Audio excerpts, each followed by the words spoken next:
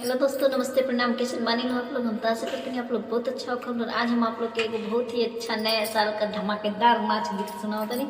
आप लोग के कैसे लगे कमेंट करो आप लोग। और मेरे चैनल पे नया हो हम लोग तो प्लीज़ चैनल के सब्सक्राइब करो लो। वीडियो पसंद आए तो लाइक करो लो। आई लोग गीत सुनी लो। अपने भैया के बोला के नहीं हर जाई बिना न दो। अपने भैया के बोला के नहीं हर जाई बिना न दो।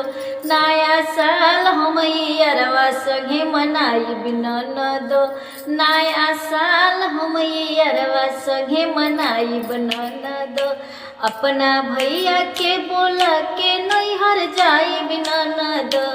अपना भैया के बोला के नहीं हर जाई नन दो। नया साल हम नहीं हरवे असो मनाई नन दो। भैया तोहर बहरे बाड़े आवत नहीं खे घरवा।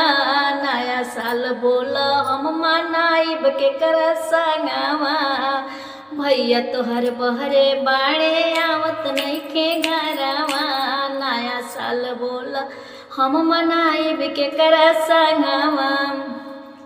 करी है जो फोन ना बतियाई बिना न दो। एहो करी है जो फोन ना बतियाई बिना न दो।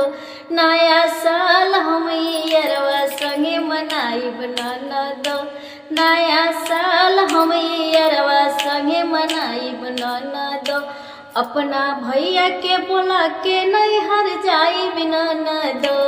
अपना भैया के बोला के नहीं हर जाई बिना न दो।